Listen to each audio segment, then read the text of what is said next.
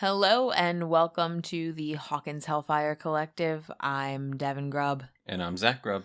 And today we will be talking about part 2 of episode 6, The Dive. Our part 2. Because we split them. I feel like I need to say this all the time. We don't have to say that. I don't know. I just feel like I have to. Into the season. Just before we get into it, I just want to say it has been a year since we have lost our dear old Eddie. I know, and it's heartbreaking. It really is. It's truly heartbreaking. And he will never be back, I'm sure. I'm no longer on the Eddie's coming back train. I know. I am saying that dripping with sarcasm because I am sure he will be back. I know you've been thrusted onto the train, and I'm just I'm hopping off because I don't want to be disappointed. No, it's gonna happen. Even if it's just one scene that they already shot and they're saving it for next season, they're going to show the man's face again. It's gonna happen. Okay. Anyway, so I think we left off with our first little scene with the California crew with Susie, right? That was where we stopped last episode. Did we finish that? Well, it jumps back and forth. So she's telling, I think we left, I don't know that we... No, I think that whole scene with Susie is all done at once. With all of the children. No. Because they convince her to do it, and then it jumps to other stuff, and then it goes back to them while she's being computer genius because she has her idea. You're right. Yeah, I have one note from later on. Same. So I think we basically, they get to her house. The children are running amok. They talk to her, and they convince her to help them. Will pulls American the Dustin, Nintendo. And Will pulls the Dustin card, and she's like, my Dusty Buns. Okay. And then we jump to the meeting of the mindless at the Wheeler's house, and that's what I call it, because the parents suck. Oh, I straight up didn't write anything about that scene. It seems so unimportant to me. That's all I wrote, is meeting of the mindless at the Wheelers, because they all just converge, and then we go back to the woods. So. Well, because Erica says something about what they're actually doing, where they are. Yeah. And then we get back to Dusty Bun, who is trying to lead everybody with a compass, and Steve is like, I know where this rock is. I created Makeout Rock. You don't need to tell me where Skull Rock is. And Dustin is just an ass. He is a sassy asshole. He's so snarky. He really is. I love it so much. He's insisting that they're going in the right direction. And Steve is like, it's not the right direction. I know where to go. Follow me. And they get there and they meet up with Eddie. Mm-hmm. And of course, Dustin has to be like, wait, I was right because the compass is wrong. And Steve's like, you're using faulty equipment. That makes you wrong. Steve's not wrong. I know. Yeah. But he's like, oh no, it's because of the gate. The gate pulls electromagnetics. This is okay. We shouldn't be glossing over this now. Get into it. Go for it. So Dustin figures out that there's a gate. There's probably a gate nearby because the things that they cause electromagnetic fields which mess up the compass or whatever. Because Nancy's like, well, we're nowhere near Hawkins' lab. And they're like, well, maybe there's another one. He kind of pieces together that maybe when Vecna's doing his thing. Well, Nancy pieces that together. Right. But that he's making a gate.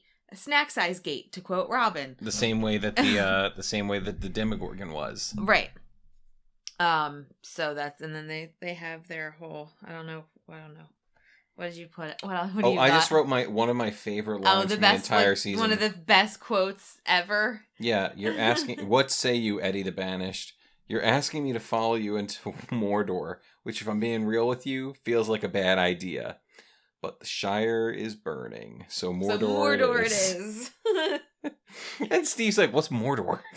I have to say, that's been my quote on Facebook since that line was uttered. Fantastic. I also just love the fact that Steve is like, what's Mordor? What's Mordor? Because, now, culturally, every living person knows what Mordor is.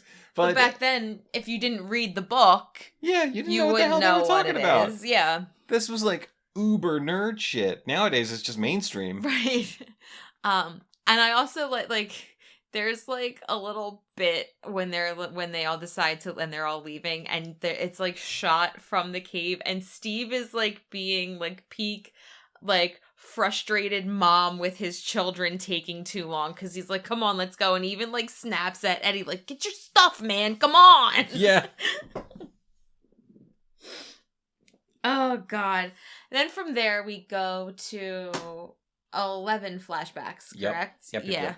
With Brenner pitting the kids against each other for shits and giggles. You know, because that's fine. That's normal. That's what you do with children. That's how you train them. You put the strongest one in front of every child, and be like, oh, see who can get out of the circle.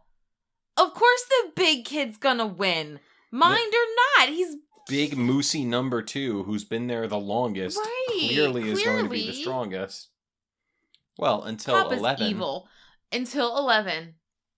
Because she takes the advice from Peter the Orderly. Henry / Vecna / 1 / Peter. Who, told her to think about something that made her angry. And Brenner notices him talking to her. Yeah. He noticed that he taught that, because when he ties the bandana around her eyes, he tells her good luck, and Brenner sees that, and he's like, oh, that's not okay. We can't have anybody being nice to 11. In retrospect, it's because he knows who he is, but when you're watching it like first time around, it's kind of like, well, he was just being nice. Like, what's your issue with some kindness? We all know what Brenner's issue with kindness is. Mm. And an angry memory lets 11 completely mess up too. Yep. And it's great. Throws him into that like mirrored wall and breaks the mirror, and he's like, oh, my back. Also, I wondered, this is kind of a silly thought, but I wondered if there was any, I don't know, if it matters that she's 11 and Peter is 1. So it's like 1, 1, 1. I don't know. It's stupid, but I feel like I've seen that like tossed around on the interwebs. Yeah. Mm-hmm. Like she's the second coming of 2 ones. Yeah, like honestly, like I didn't really read into it much because I was like, that's silly. Or maybe it's like she's she is his foil, so I guess it would make sense if she's. But like I don't know. I don't know. I feel like people have played around with it though, so you're not like. I'm not coming out of left field. You're not coming out of left field. Like I could have sworn I've seen that before. Lots of people like to like make really weird theories about things, and I just don't buy into them anymore. Yeah, I mean, or at all. If they seem super far fetched, I'm just like, nah, I'm good. At this point, I think if you're coming up with anything new, you're probably reaching. Yeah. Like, for the most part, I want to say we don't really deal too much in theories over here. We talk about like what we think the show was doing as a TV show. Yeah, as opposed to like, we theorize that this is going to happen. Not too much. I mean, we'll start probably doing that once we finish this. Yeah, I mean, our biggest theories are just about how season 5 is going to play out. Yeah. Not really. And that's on a very general level. Like, we believe Will is going to play a major part. Yeah. Possibly with some kind of power. Everybody knows I think Jonathan's going to die. Mm-hmm. But stuff like that. We don't get too specific based on really minute details. Yeah. Not to say we're better than people who do. Oh no, theorize all, and like theorize all you want. Have fun. And if you have a theory, like bring it to us because we like theories. We're not really doing it anymore. Yeah. So after that, we go back to Russia. Yes. And we're at Yuri's place. Yes. And this is very confusing to me. Smuggling church. Yeah, it's his smuggling church. Like, they pulled Hopper out of that church. And whether they have a working relationship with Yuri or not, why is his stuff there? Like, it's the KGB. Yeah. Why didn't they confiscate all of his stuff? Right, like they're just okay with that being there. There's guns. There's guns. There's crates full of guns. There's guns. There's clothes. There's peanut butter. There's hustlers. Like what? Yeah, there like anything you can think of that would be There's illegal. blue jeans. Right, that would be illegal in Russia is there. And they're just like, "Oh, well we just want the American. We don't care about the other stuff." Really? This is the KGB. Right. Like, it's amazing Yuri thinks he's even going to get, like, what he signed up for he's going to be okay in the long run. It's a terrible, terrible idea, and it doesn't make any sense that his place is not ransacked. But I will say, in this scene, you gotta love seeing Yuri at Murray's mercy. This is another really great scene for Murray, because this is when he's, like, telling them the plan. And I think I said this to you. I don't know if I said it on here, but, like, Joyce and Murray, when they work together with, like, dealing with Yuri, they try to do, like, they give me, like, good cop, bad cop vibes. We did talk about this last time, except Joyce is really bad at it. But they're kind of both really bad at it. I don't think so. Well, I think Murray nails it. But that's true. Murray is good, but Joyce is trying, like, Joyce is good cop, but she's, like, trying to be bad cop. Like, she's, like, agreeing. It's like, Joyce, you're too nice. You can't do this. You can't do this. She's, like, reminds me of, like cartoon bullies. Like, the cartoon bully's lackey that's like, yeah, what he said. But the plan is that they're going to break into the prison, and Murray is going to be Yuri. And Yuri will be Murray. It's a silent role. So good. Yeah. And then we go back to the gulag. Yep. Hopper impressing the hell out of me. Yeah, you're really into you get really into Hopper, like, after the first 2 episodes of the season.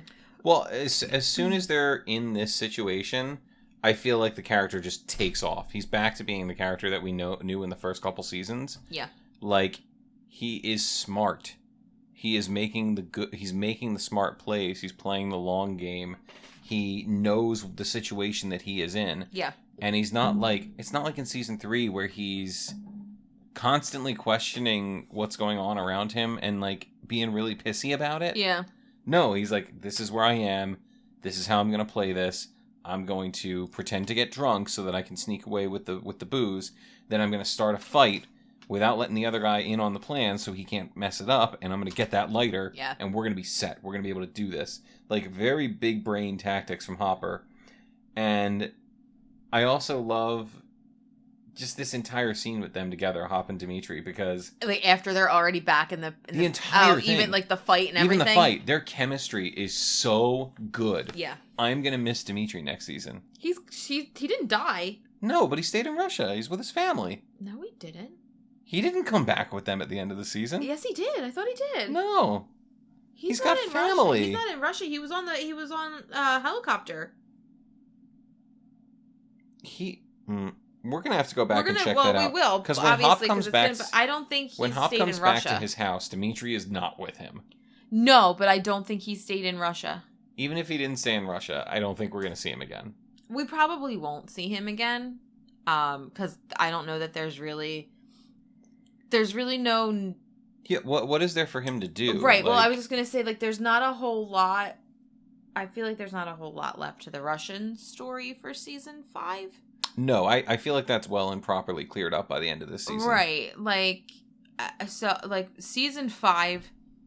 Here we go, theorizing and speculating. Season 5 needs to stay within Hawkins. At least at first, At least at first, because we need to establish what happened. And I wouldn't even call this speculation. I think this is just, like, logistically, this is where they need to go.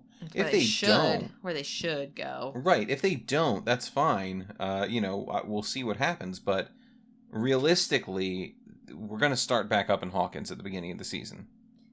That is supposedly what they've said.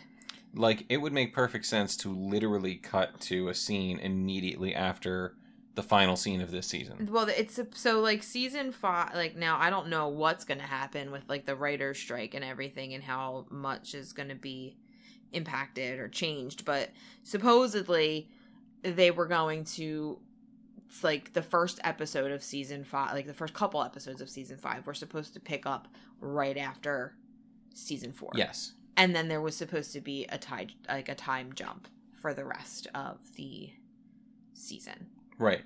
So who knows? We can't know. And you know what? I will say this. COVID forced them to spend more time on the story. And it came out great in season 4. And the writer's strike is happening, but to me, that doesn't mean that they're not going to come up with ideas. Keep examining the story. They might have they might not be writing, but right? The Duffers are going to keep doing their thing. They're going to keep coming up with ideas and things to. The more time this has to cook, the better it's going to be. Ultimately, yeah. That's what they've proven with season 4. Yeah. But I like the moment with Dimitri and Hopper after the fight. Yeah, where he's laughing. He's like, "Oh, don't make I broke a rib. Don't make me laugh." Well, because he realizes why he did what he did. He's like, "It was. I think it was worth it." Yeah, and he's like, "You crazy son of a bitch." It was very good. So after that, we are back to Utah and Susie's House of Crazy. Again, we get that weird music from the Cali crew. I don't understand it. It's like Disney movie. But I know why Dustin and Susie work. I wrote this down too. Because Susie is a snarky little asshole too. Yep. And it's great. It's Mike so is good. like, can you print that out? And she goes, "No, my skills end at IP geolocation." And then she hits the printer. Right. Like, she's so snarky, but she's so smart. Like, I mean, I get it. You're super smart, and people aren't. She and Dustin are the sassiest couple. They're so sassy. That's what I want for season 5. Yeah, I want to see Susie to be in the fold. I want Susie and Dustin to be, like, reunited or something.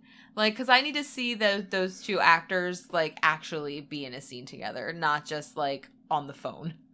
Or, on the phone. I was going to say, totally or, agree. Like, FaceTiming. There's no such thing as FaceTime. Yeah. In the 80s. Woo!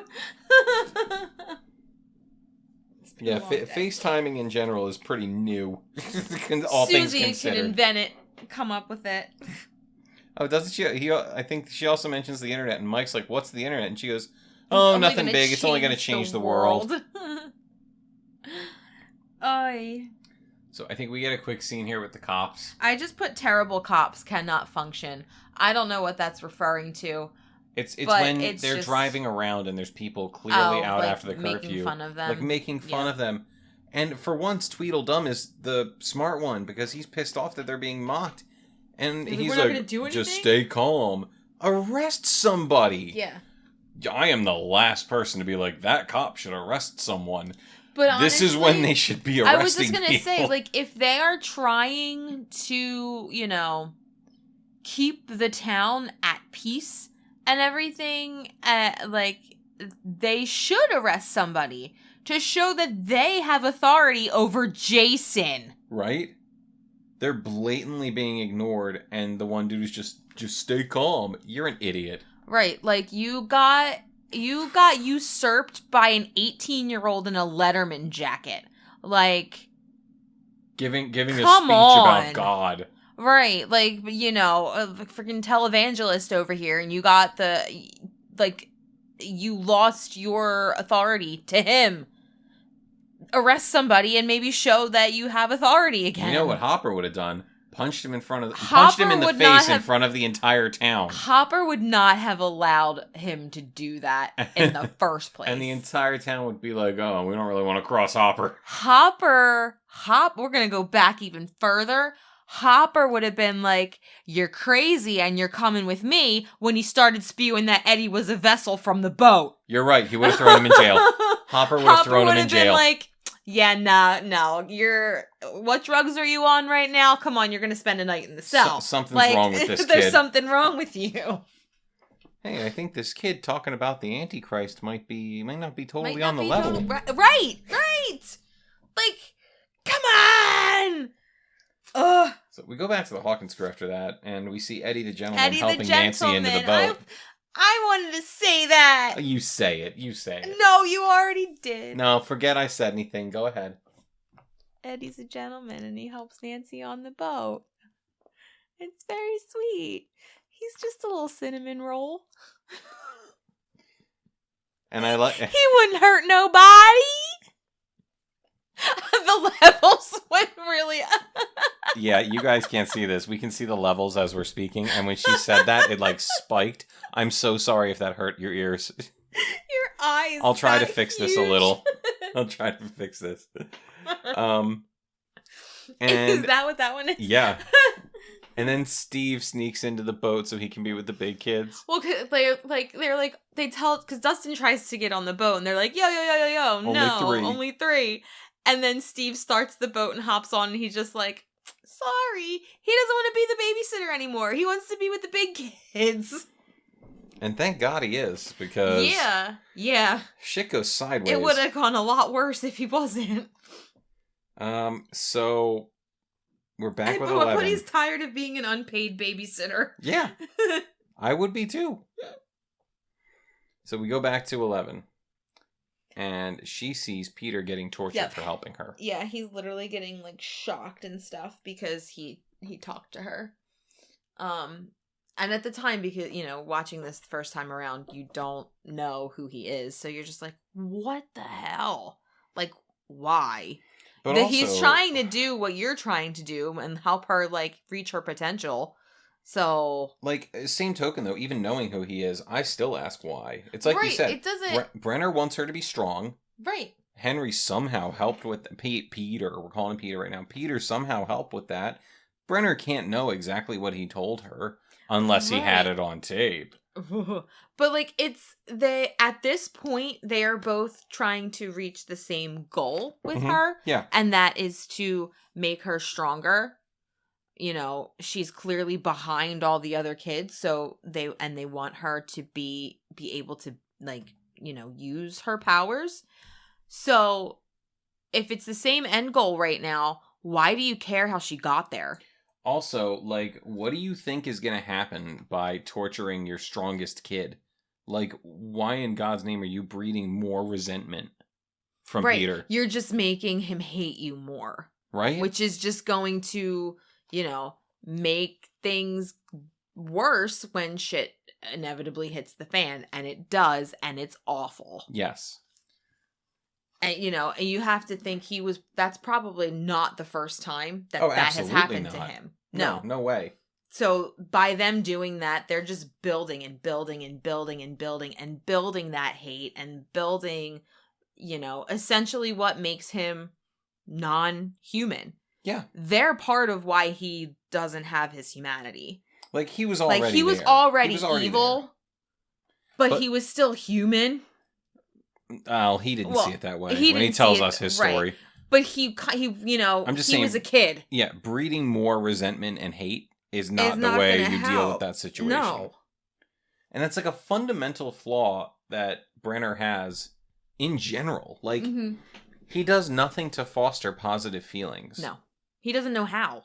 But like, that's you're dealing with children. And you know what? We do see him be kinder to some of the other kids. With the very first flashback in the first episode when he's with 8, right? Doing the drawings and stuff. He's very nice to him. If that was your first introduction to Brenner, it would just be like, oh, he's just this, this scientist who's working with children. You wouldn't think anything of it because it's a decent little, like... I think we missed the mark a bit by having him be a straight up villain from the very beginning. Mm-hmm. And I think we've kind of touched on this before, but trying to come in season 4 late in the game and try to show a more human side of Brenner in certain scenes, it doesn't work. Because we already have an opinion of him from it before. It can't work. Yeah. You can't convince us that he was better before this took place. You can't. No, because we know he's not. So awful. You know, to see somebody being as awful as he was in the beginning, you don't buy this. No, not for a second. You don't believe it. It's just like, okay, he's putting on a front. Like, that's not who he is. Yeah. Which is why I wanted that damn comic book. I know, me too. Do you have anything else about the scene? Because I have some stuff about her and the bullies. So I put that,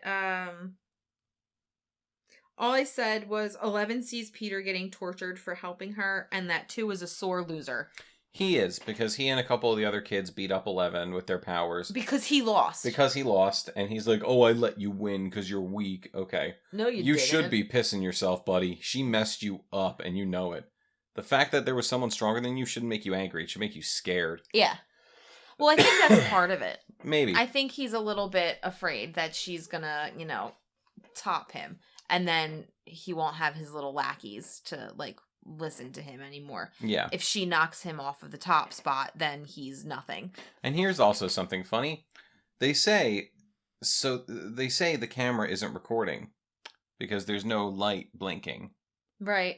But, no, it had to have been. Because otherwise she wouldn't be able to be in this memory. Yeah, she's literally laying in a tub watching this play out. Yeah, so she wouldn't be able to be in the memory if it wasn't recorded. So that's very silly. It's very, very silly. And you know what? I think in the next episode, when Brenner knows that it was 2, that makes sense. Mm-hmm. It's just why would these kids think they're not being watched at all times? That's right, so dumb. Okay, you might have messed up those 2 cameras, but you don't think that they have cameras set up in other spaces that you don't know about. Yeah, right. You have you're telepathic, telekinetic. You're not clairvoyant. It's very dumb. So what from that scene, 11 does have another breakdown where she sees the bodies. Right, she sees all the and this is my next note. He lets her believe that she killed everyone. I said the same thing. Yeah, she wakes up from it and she's she's upset and she's like, I know what happened. And does she say that she killed everyone? Yep. Or that she says that she does, and he doesn't respond to her. He's just like, uh-huh. Oh, maybe you did. I don't know. He looks at her like, yes, you did. You're gonna let her believe this? And to a point, I wonder if this is the fault of the character or if this is just the show being we have to keep this mystery alive, even though we all knew from the very beginning that's not what happened. Yeah. There is no mystery, really. The mystery is who did it. Who did it? Not did 11 do it. We knew 11 didn't do it. No one believed that 11 did this from the beginning. There might have been people who did, but I can't see how you could watch the first 3 seasons of this show and think that. I think that 11 had that kind of, bone in her body or was capable of doing that. She only ever hurt people that were hurting her. Or her friends. Right. Just never anybody innocent. If it's a symptom of the show itself... Even innocent people, because she didn't hurt that guy. Yeah. When she was with 8, or it was, 8. Nope, she walked away. So, I have to... I don't know whether to chalk it up to Brenner being a piece of shit, or the show wanting to keep that mystery alive for another episode or 2. What do you think? I think maybe a little bit of both. Yeah. Yeah. I think for Brent with it definitely to keep the mystery alive. I think with Brenner, it's less of a, I'm going to let you believe this, and more of a well, you have to think this so that we can go to your next your next memory. Yeah. We have to play this out for as long as it needs to be played out. And, because he's looking at it from his own personal gain. Yeah. So it doesn't really matter to him what she thinks. No, not until he's finished his experiment. Right. So, from here, we're back at the lake, and this is where the rest of the episode takes place. They're watching because it's the boat scene.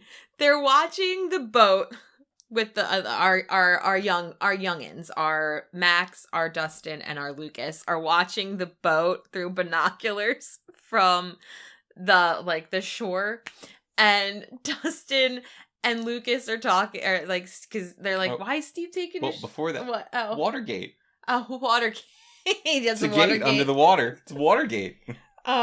But he see Steve take his shirt off because Steve's gonna go in, and Dustin talking about how he's hairy now or whatever with Lucas, and I keep telling him he needs to tame that bad boy. And Max is like, oh, let me, and she just takes the binoculars to just stare at Steve, and I feel you, girl.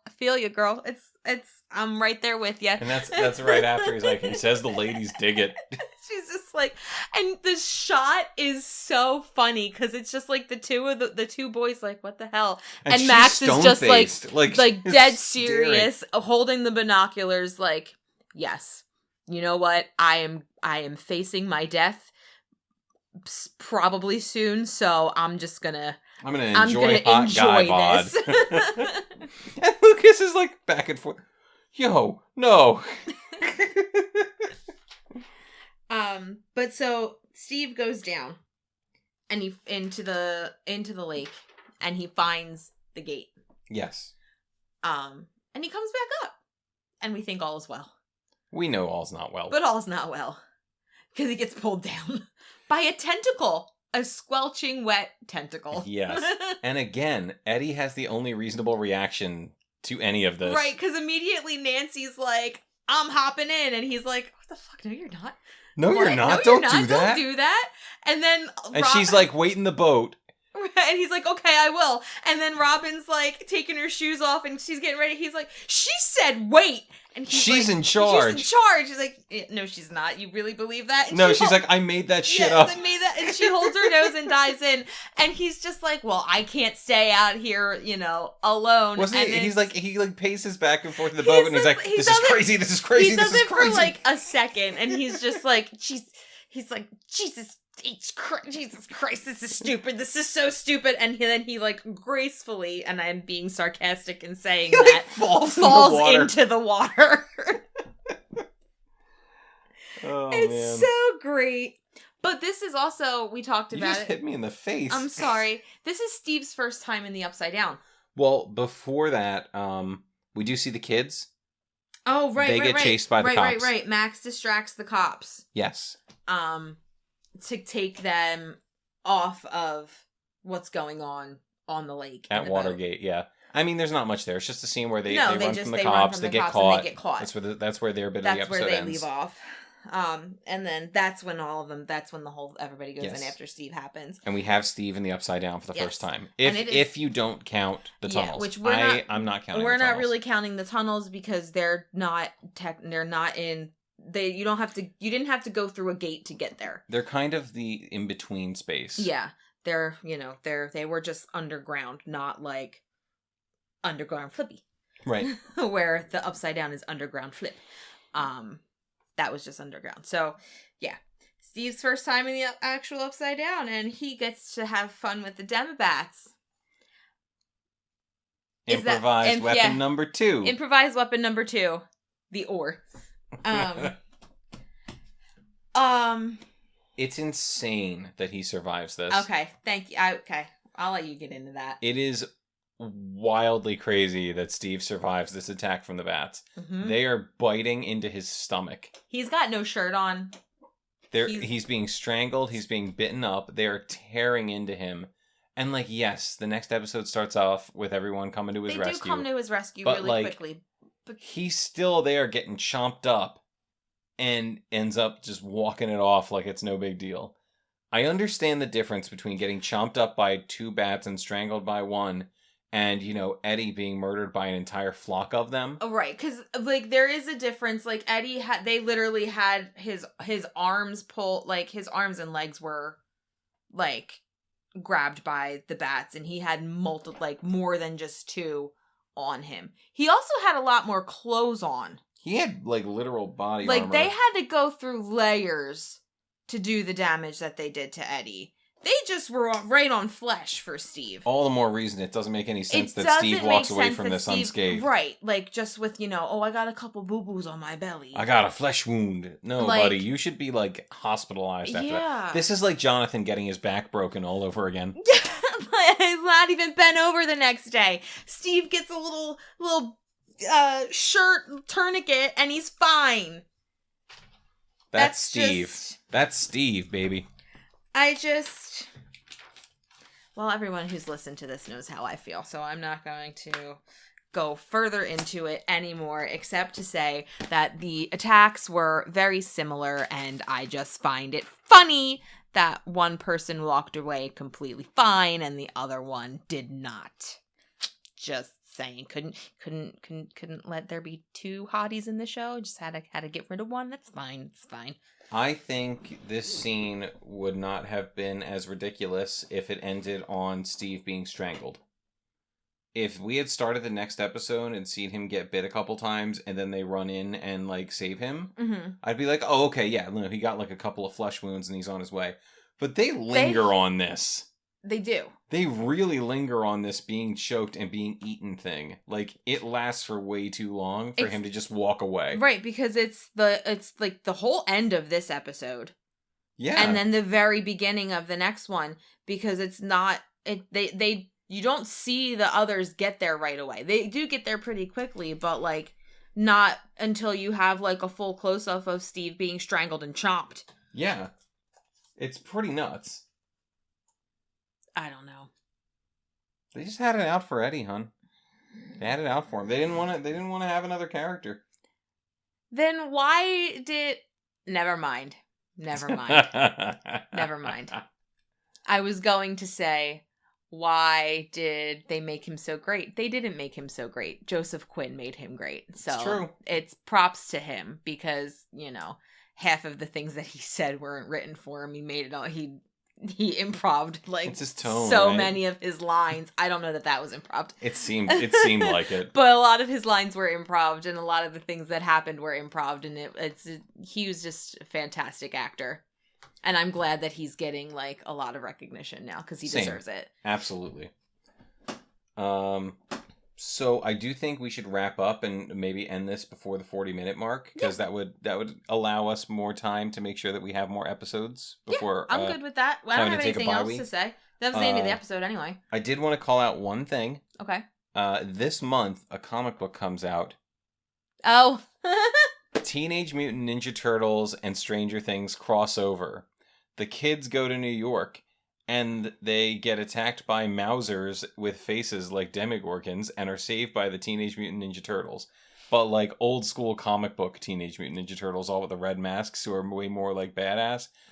I can't wait to read this. It's going to be stupid. It's going to have no bearing on the continuity. And it's going to be so much fun. And we're going to talk about it. Of course. It's really funny. It's our house's 2 favorite things. Stranger Things for us and Ninja Turtles for our kid. Our 2-year-old who's not allowed to watch the show because she pretends she's a turtle. But she loves it so dearly. But not like a turtle, crawling turtle. No, she's a fighting ninja turtle. She picks up things that could be swords and stuff. Yeah, and pretends to be fighting. And we're like, kid, you are not even 3. Yeah, come on. All right. So yeah, I just wanted to make a note of that because we are absolutely going to be reading those comics.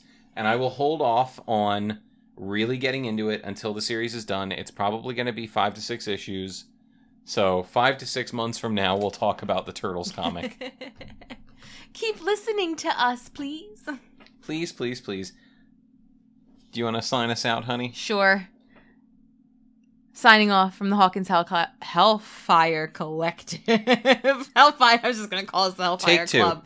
Signing off from the Hawkins Hellfire Collective, I'm Devin Grubb. And I'm Zach Grubb. Dusty Buns gets it done.